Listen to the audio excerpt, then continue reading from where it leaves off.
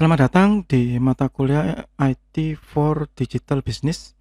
Kita ada di materi pertama yaitu Introduction to Digital Business. Di materi pertama ini, bagi Anda yang mengikuti kelas saya yang melihat dari Learning Management System ya, maka nanti kita akan belajar tentang perubahan gitu ya, perubahan proses bisnis yang sekarang lebih menekankan tentang sumber-sumber digital, ya, digital sources of revenue and digital channel. Dan karena mata kuliah ini sebenarnya asal muasalnya dari mata kuliah sistem informasi manajemen yang kemudian difokuskan terhadap konsentrasi tertentu, maka hal yang paling penting lainnya adalah secara umum gitu saya bilang bahwa mata kuliah ini tujuan akhirnya melihat bahwa IT itu penting gitu. Ya, penting untuk apa gitu? Penting untuk meningkatkan daya kompetitif atau nanti selain ada istilah competitive edges, saya juga biasanya menerapkan istilah competitive advantage gitu ya. Bahwa digital business itu tidak hanya dari digital saja, tapi memang ada yang kombinasi antara digital dan physical gitu. Ada yang memang memiliki toko secara fisik yang sulit untuk digantikan, tetapi juga dikombinasikan dengan digital. Ada yang memang khusus digital ya.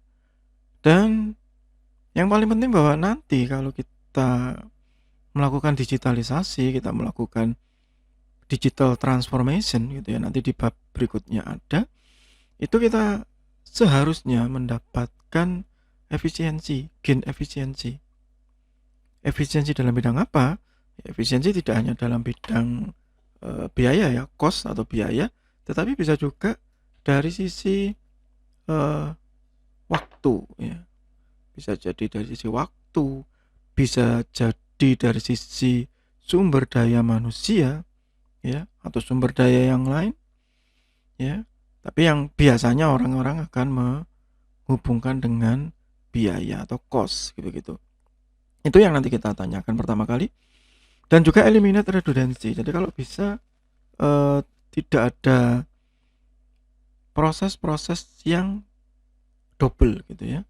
Jadi kalau bisa efisien gitu ya, ya kita efisiensikan gitu ya. Jangan seperti jargon orang Indonesia umum atau yang lama gitu ya. Kalau bisa sulit kenapa dipermudah, itu tidak. Nah, itu yang kita tekankan di situ. Dan enggak, dengan menggunakan atau dengan memanfaatkan IT, kita bisa menerapkan hal-hal ini tadi. Sehingga kita lebih fokus kepada how technology allow company ya gitu ya. Bagaimana teknologi tadi bisa mengubah perusahaan untuk menciptakan nilai-nilai baru, create new value. Create new value ini kalau perusahaan itu profit oriented ya pasti profit begitu ya. Bisa juga efisiensi, mengurangi biaya misalnya, otomatis akan meningkatkan profit. And experiences that differentiate company, dan ini tadi kompetitif ini tadi. Jadi yang membedakan antara perusahaan tersebut dengan perusahaan yang lain. Sama-sama supermarket, sama-sama perbankan, ya, sama-sama manufaktur, apa bedanya dengan yang lain? Ya kita bisa lebih murah. Kenapa bisa lebih murah? Karena bisa efisien. Kenapa bisa efisien? Karena kita menggunakan teknologi. Ya, itu tujuan utama kita belajar mata kuliah ini. Bagian yang di manajemen begitu, usahakan manajemen bukan teknologi. Pertanyaannya begitu. Nah, penerapan teknologi itu nanti memang ranahnya atau bidangnya orang-orang di IT, entah itu sistem informasi, entah itu teknik informatika begitu ya. Mereka adalah pelaksana.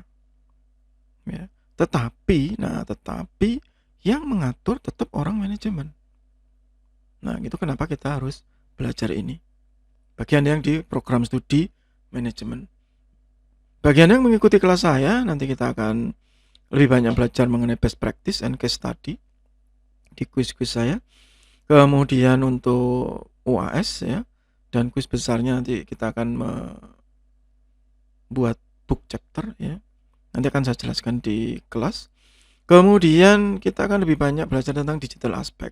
Bagaimana perusahaan-perusahaan yang dalam tanda kutip tradisional, konvensional, ya, itu menerapkan teknologi untuk menjadi digital business.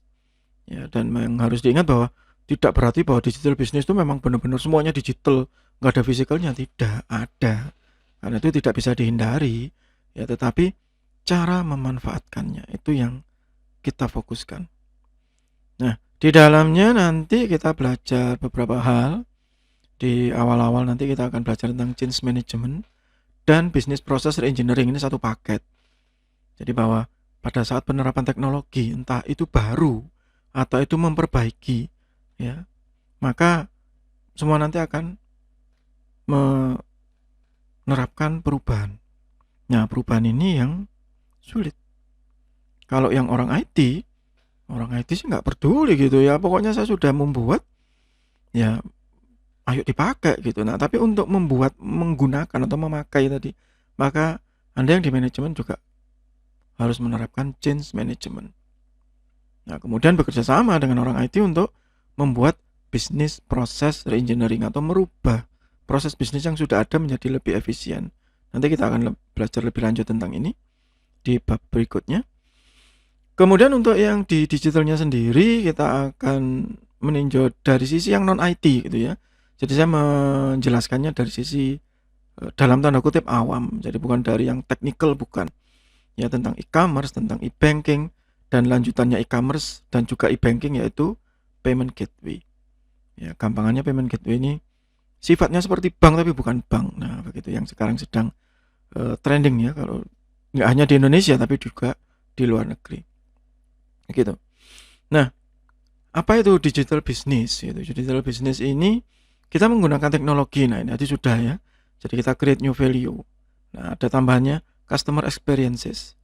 Ya, dan internal capability. Jadi ada pemanfaatan sumber daya yang sudah ada internal ini untuk melakukan support, mendukung core operation. Nah, misalkan supermarket itu ya, minimarket, Anda lihat di Indomaret, Alfamaret dan teman-temannya, maka di kasirnya ya pasti pakai komputer. Itu core operation mereka. Iya, itu kan transaksi jual beli mereka yang paling penting ya, core operation. Ya. Apakah mereka juga sudah bisa disebut sebagai penerapan digital business? Saya bilang iya. Ya, mulai dari stock opname segala macam mereka sudah bergantung terhadap IT. Itu contoh yang sederhana. Yang lebih kompleks misalnya perbankan pasti. Ya. Jadi tidak hanya fisikal tapi ada kompetitifnya. Misalkan Indomaret, Alfamaret, kasirnya sama-sama pakai IT juga. Apa bedanya misalnya? Oh, Alfamaret dia punya member. Nah, begitu. Dia punya membership, punya poin, punya begini. Nah, kemudian karena Indomaret juga nggak kepingin kalah, maka mereka juga menciptakan competitive edges. Apa yang diciptakan sama mereka juga membuat member tetapi dengan cara yang berbeda. Namanya apa? Isaku ya kalau nggak salah, Isaku atau e-point itu ya. Nah, itu sama sebenarnya member, wong ya dicatat juga kok identitasnya, catat juga nomor teleponnya ya kan, tetapi nggak usah pakai kartu begitu. Maka saya menciptakan competitive edge saya sendiri begitu ya. Tidak hanya physical resources ya, physical resource-nya sudah sama ya, tapi mereka dengan teknologi maka mereka berusaha menciptakan competitive edges atau competitive advantage begitu. Sehingga nanti ada new value change, ada business opportunity. Misalnya kalau yang di Indomaret, Isakunya dia bekerja sama dengan banyak hal, dengan banyak pihak, melakukan payment gateway, bayar listrik, ya, kemudian terkoneksi dengan beberapa e-commerce seperti Shopee misalnya, dan akhirnya bisa Shopee Pay. Nah, misalnya begitu. Sehingga yang dulunya tidak pernah terpikirkan cara pembayaran seperti tadi, akhirnya ada. Business opportunity should be seen less as a thing and more a way of doing things. Jadi, wah sekarang bayarnya bisa macam-macam loh ya. Gitu. Bisa pakai tunai, bisa pakai Isaku, bisa pakai poinnya, ya. bisa pakai kartu debit, itu sudah sama kan. Ini bisa pakai ShopeePay, bisa pakai QRIS atau keris gitu ya, macam-macam. Sehingga ada kesempatan baru untuk bekerja sama, untuk mempromosikan. Nah, begitu ada new value change-nya yang saling kolaboratif, tidak berkompetisi saja. Begitu. Di sisi yang lain begitu, karena tadi ada creating value, ya, maka digital teknologi tadi juga digunakan untuk drive growth supaya berkembang. Kayak tadi Indomaret, wah berarti dengan cara begini nanti saya akan melakukan integrasi dengan Klik Indomaret. Yang Alfamaret juga melakukan integrasi dengan Alfachart misalnya, ya, yang itu otomatis seharusnya meningkatkan revenue, meningkatkan penghasilan, ya, dan meningkatkan kinerja otomatis.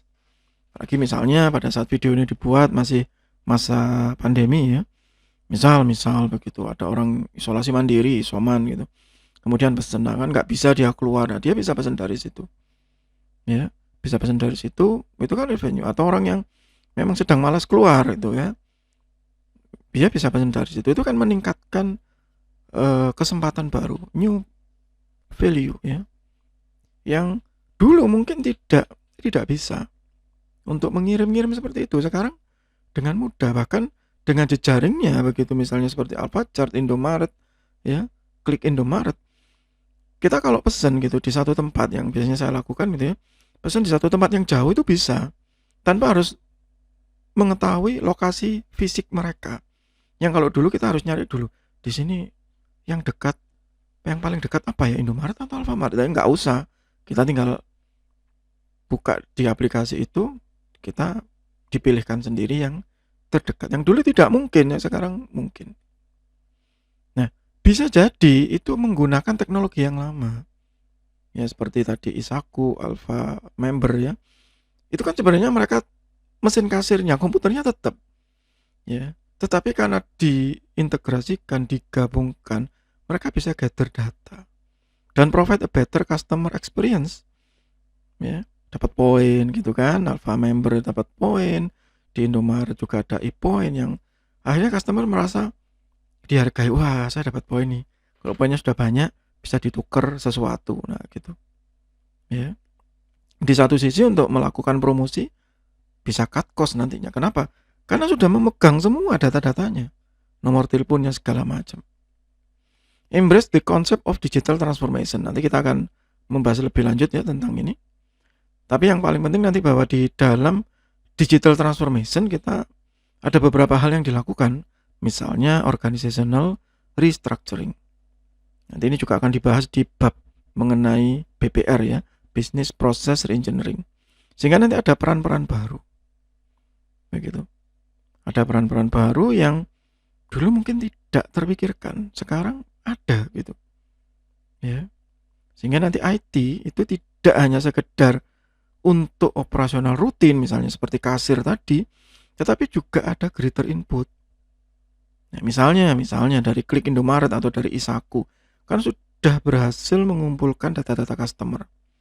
Maka seharusnya mereka sudah tahu gitu bahwa di Indomaret cabang X itu yang paling laku apa. Misalnya, buah segar misalnya begitu. Maka nanti fokusnya ke sana. Apa yang paling nggak laku di situ misalnya, karena ini misalnya di lingkungan yang pedesaan misalnya, di sini soft drink nggak terlalu laku, ya sudah, maka stoknya dikurangi supaya tidak menumpuk di situ. Apa yang paling laku di situ, dia akan menambah stoknya di situ. Ada strategic decision sehingga tidak terjadi penumpukan barang, mengurangi risiko expire misalnya. Contoh lagi misalnya roti, nah begitu. Kalau Anda mengamati kan tidak semuanya sama stok-stoknya itu. Tergantung apa? Tergantung lingkungannya.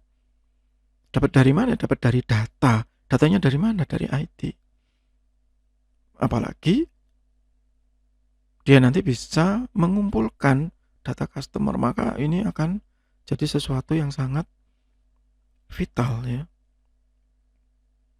Di sisi yang lain begitu, ada bisnis model baru. Nah, kayak tadi pengiriman, pakai Klik Indomaret, pakai Alfachart gitu ya. Ada customer experience baru. Wah, enak ya. Belanja bulanan biar nggak lapar mata begitu. Saya tinggal buka Klik Indomaret, ya. Saya milih di situ, wah ada diskonnya misalnya. Nah, customer experience ya, yang baru. Kemudian diklik, dikirim. Udah, nggak usah repot-repot gitu ya. Dikirim, selesai. Nah, itu contoh. Sehingga nanti ada digital strategi. Sehingga pada akhirnya orang itu nggak sadar. Yang pertama ingin menghindar dari window shopping gitu ya, melihat-lihat. Ternyata waktu ngeklik di situ mereka malah sebenarnya melihat banyak hal begitu. Oh ini ada, oh ini ada, oh ini ada, nah, begitu. Ya, yang mungkin kalau datang ke tokonya langsung mungkin kelewatan di rak, ya. Sehingga ada exceptional customer experience. Wah enak pakai klik Indomaret, kelihatan semua gitu. Ya, dan saya bisa menghitung budget saya. Budget saya misalnya belanja bulanan misal 200.000. Pas ini kalau di online begini daripada saya ke toko nanti bisa lebih gitu. Karena kelihatan yang macam-macam misalnya. Ya, sehingga ada customer satisfaction, ada kepuasan. Itu satu contoh loh ya, cuman hanya minimarket saja. Belum yang lain misalnya perbankan dan sebagainya. Sehingga eventually center on digital service since digital is increasingly the experience that people prefer. Ya, dan ujung-ujungnya nanti semua akan ke sini. Bagaimana yang tidak langsung berhubungan dengan customer? Misalnya manufaktur. Ya tetap punya customer juga. Ya hanya customernya punya jenis yang berbeda, itu saja. Di dalam digital business nanti fokus kita bukan hanya teknologi, tapi kita ada balance antara teknologi, efisiensi, dan humanity. Humanity kemanusiaan, kalau di sini sebenarnya ya manajerial begitu ya. Sehingga tidak hanya teknologi, tapi ada disruption, ada gangguan. Ya, misalnya di masa pandemi seperti ini tiba-tiba begitu. Ya, semuanya jadi digital. Nah, begitu kan? Ya, tiba-tiba begitu semua yang sebelumnya tidak pernah terpikirkan tiba-tiba ada, misalnya perbankan gitu ya, saya mengalami sendiri misalnya, mungkin Anda juga ya, misalnya begini, mendaftar begitu, mendaftar menjadi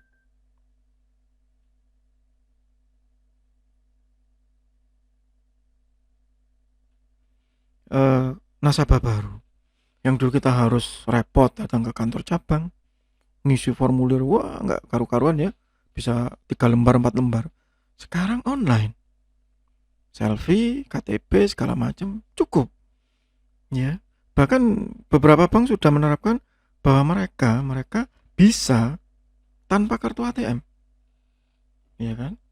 Bisa tanpa kartu ATM, bisa mengambil di ATM tanpa kartu. Nah, satu hal yang mungkin dulu nggak pernah terpikirkan, tapi sekarang ada, itu disruption, ya. Disruption or even business in strict sense used to enable people to succeed. Ya. Cannot manage a business or business function without missing competitive benefit if you don't understand the digital reality. Kayak tadi perbankan tadi, kalau kita tidak paham perkembangannya, jadi kalau pemimpin di bank tadi nggak gaptek gampangannya begitu, nggak paham ya, dia akan mikir, loh nanti kalau nggak punya kartu gimana caranya melakukan identifikasi nasabah gitu, kan nggak bisa begini waktu jadi panjang ya, jadi panjang. Sehingga karena nggak paham digital reality ya, dia bingung. Padahal yang di perbankan lain sudah ada customer experiences, sudah bisa kok, ini nggak bisa bank ini. Nah begitu, akhirnya dicap jadi bank yang konvensional begitu. Bank ini nggak mengikuti perkembangan zaman begitu. Bagus sih dulu, nah sekarang dia nggak support. Masa saya nggak bisa bayar listrik menggunakan bank itu? Kalau yang bank lain bisa kok, hampir semua bisa, di bank itu kok nggak mau. Nah misalnya begitu. Dan harus fleksibel, apalagi di masa pandemi seperti ini. Hal-hal yang nggak dipahami banyak orang ya, work from home. Hal yang dulu nggak mungkin ya gitu, termasuk kuliah ini ya.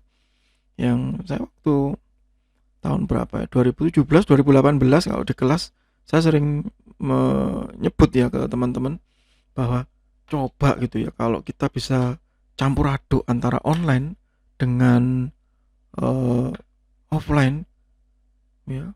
Apalagi Anda semua sudah punya paket di rumah, hampir semuanya punya eh, wifi dan segala macam. Kenapa kita nggak campur aduk gitu ya? Bahkan kalau perlu, kalau nggak ada syarat administratif, saya mau kok kuliah online full. Nah, itu waktu tahun itu ya, 2017, 2018. Ternyata kejadian sekarang. Ya, itu saya gitu yang ngajar. Nah, teman-teman yang lain ternyata juga banyak yang ternyata lu bisa lu WFH begitu, work from home. Ya, tapi nanti ada satu kondisi balik lagi ke kantor onsite lagi. Ya, tapi kalau teknologinya bagus, ya ini nggak ada masalah. Putar balik ke sini silakan. Fleksibel, tidak strict. Dan pada akhirnya bisa scalability. Scalability ini bisa membesar dengan sangat mudah. Ya, bayangkan misalnya seperti ini. Masa pandemi ini ya ada hikmahnya juga begitu ya. Ada beberapa aktivitas yang misalnya kemarin saya ikut pelatihan asesor. Ya, di pelatihan asesor itu di tesnya, tes seleksinya itu ada 4.500 orang. Yang kalau dulu sebelum online, ya maka itu dikumpulkan di setiap provinsi. Otomatis kalau saya dari Malang ya harus berangkat dong ke Surabaya. Berapa tuh biayanya? Dan biasanya nggak bisa sehari kan ada interview. Berarti harus minimal 2 hari. Berapa biayanya untuk menginap? Untuk sekian ribu orang. Kemudian waktu pelatihan juga sama, dibagi tiap provinsi. Satu provinsi rata-rata antara 50 sampai 150, bahkan Jawa Timur 180. Bisa dibuat online. Padahal saya tanya teman saya yang di tahun sebelum Covid ya, bagaimana caranya gitu untuk mentraining sekian banyak orang. Yang nginep di hotel Pak gitu. Wah, saya membayangkan nginep di hotel membiayai sekian ratus orang. Kalau se-Indonesia sekian ribu orang. Berapa anggaran pemerintah? Sedangkan kalau online, wah ya ditekan habis-habisan biayanya. Atau seperti kemarin misalnya program Kampus Merdeka. Untuk workshop dan pelatihannya itu ada 11.000 orang. Ya, bayangkan kalau itu offline. Butuh berapa biayanya? Kan bukan sehari ya, 3 hari. Ini dengan online bisa sangat mudah. Dan saya pikir panitianya akan sangat efisien ya. Skill up itu. Ya, itu yang contoh besar ya. Gimana yang contoh agak-agak kecil lah begitu? Ya rapat dong. Kalau ada perusahaan atau kantor yang punya banyak cabang, ya rapat aja pakai Zoom atau teman-temannya begitu. Murah, mudah, cepat, dan hasilnya sama. Yang dulu dalam tanda kutip ya orang-orang generasi tua itu nggak mau, sekarang kebiasaan. Mereka juga bisa menggunakan loh ternyata kalau dipaksa ya. Nah itu contoh ya, contoh scalability. Nah berikutnya adalah culture, budaya yang barusan saya bilang tadi ya. Kalau dulu rapat, apalagi kalau pemerintahan nih begitu ya, umum itu ya, rapat ya, pelatihan itu kulturnya ya pasti di hotel nginep. Yang saya juga pernah dan sering ya mengalami begitu, pelatihan workshop harus di hotel nginep, nanti ada coffee break segala macam. Lah ini nggak ada coffee break ya, di rumahnya sendiri-sendiri itu. Makan siang ya di rumahnya sendiri-sendiri begitu, sehingga cara berpikirnya berbeda ya. Seperti kemarin misalnya sempat ada pelatihan yang diadakan offline pada saat Covid mereda itu, awal-awal bulan ya, awal-awal tahun ya, sempat offline beberapa pelatihan. Itu pun banyak diprotes lah. Kenapa harus kita ke hotel lagi begitu? Sebelumnya kan pakai online, pakai Zoom kan bisa. Kenapa sekarang balik ke masa lalu begitu? Panitianya ya diem gitu akhirnya. Akhirnya jawabannya sangat sangat diplomatis ya. Kita membantu pihak hotel lah begitu supaya mereka juga apa, kebagian rezeki kan, ini sepi masa pandemi ya, akhirnya begitu ya. Tapi kultur itu akan berubah, 3-4 tahun lagi akan berubah, sehingga kualitasnya lebih baik, maaf kepencet. Ya, kualitasnya lebih baik. Begitu. Nah, nanti kita akan belajar lebih lanjut mengenai digital transformation. Ya, jadi ada integrasi antara teknologi tadi ke semua area. Ya, tidak hanya satu area, ke semuanya. Dan pandemi ini mempercepat proses digital transformation. Dan berubah ya cara melayani customer, cara menambah value ke customer, semuanya berubah. Sehingga tadi cultural change. Ya, cultural change ini ya continually challenge the status quo. Jadi yang dalam tanda kutip mapan begitu ya, kuno, itu diubah secara berkala. Ya, secara periodik. Apa yang bisa di online kan? Nah, kasarannya begitu biasanya orang-orang kalau ngomong, apa lagi yang bisa di online kan ini. Nah, begitu. Ya, tapi apa efeknya? Efeknya akan sangat berbahaya. Ya, karena macam-macam begitu. Ya, caranya beda-beda. Ada yang begini, ada yang begitu begitu ya. Kemudian ada HAMS, HAMS ini. Kalau mungkin secara literal itu punuk ya gitu. Yang mungkin ada yang ambisius, apalagi kalau yang pimpinannya masih ya dalam tanda kutip muda, ambisius. Ini bisa nih semua online begitu, tapi eksekusinya kan tidak semudah itu, dan ada challenge, ada tantangannya, entah itu dari sisi anggaran, talent struggle, orang-orangnya bisa diajak maju nggak sih? Ya biasanya banyak yang berkomentar itu loh Pak, di pemerintahan itu loh susah diajak maju, susah diajak online. Nah begitu ya, antara iya dan tidak begitu. Ada beberapa yang sangat cepat ya mengadopsi ya, sehingga akhirnya culture change. Contoh yang biasanya saya alami ya, mengurus hak cipta gitu ya, yang dulu berkas harus disetor begini pakai tanda tangan bahasa segala macam, sekarang ada tapi tinggal di-scan, di-upload, dan lebih cepat tuh begitu, dan biayanya juga lebih murah, resmi, dan tidak ada lagi gratifikasi ya. Bahkan pembayarannya sudah pakai virtual account, cepat, begitu bayar kedetek langsung bisa diproses. Atau ISBN yang dulu harus pakai surat menyurat begini sekarang sudah nggak ada, sudah online ya, dan prosesnya juga jauh lebih cepat begitu. Tapi kan nggak semuanya bisa seperti itu ya, tidak semuanya bisa. Misalnya lapor pajaknya begini, ada yang online tapi banyak yang belum bisa. Nah begitu ya. Tapi ada yang terpaksa, misalnya sekolah gitu ya, dulu gitu, guru-guru banyak yang ya dalam tanda kutip selalu merasa, saya kan sudah tua, sudah nggak bisa online, sudah nggak bisa belajar teknologi. Sekarang dipaksa ya akhirnya bisa, meskipun tertatih-tatih begitu ya, tapi akhirnya bisa. Dan saya lihat kemarin waktu ada lomba untuk penerapan IT ya di level guru, itu sangat variatif dan sangat kreatif ya, dan saya pikir sudah berubah ya. Yang guru-guru muda itu sudah seperti keluar gitu ya semua potensinya. Itu yang penting ya.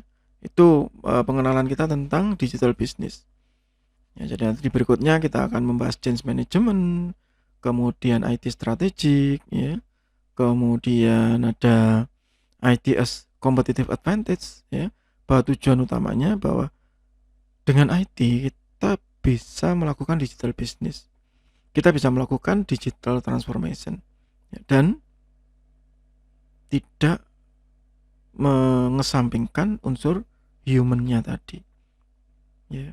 Dan bagi Anda yang non IT itu akan paham bahwa IT itu penting. Nah gitu, karena mata kuliah ini kan untuk program studi non IT, sehingga ini penting begitu ya. Ini penting